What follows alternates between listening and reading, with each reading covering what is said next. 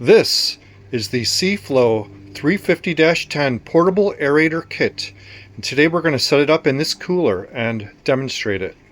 The 350-10 comes with the pump, the hose, the aerator bar, battery clips, and two 3M double-sided stick circles.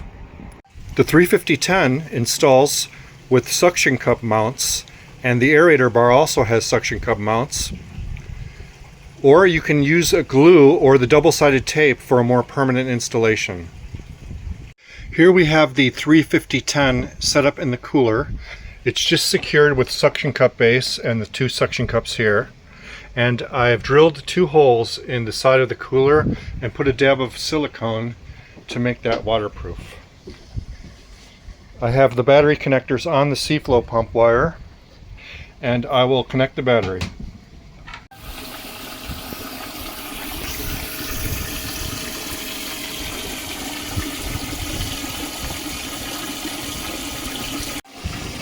I connected an amp meter to the setup, and we are drawing 1.2 amps.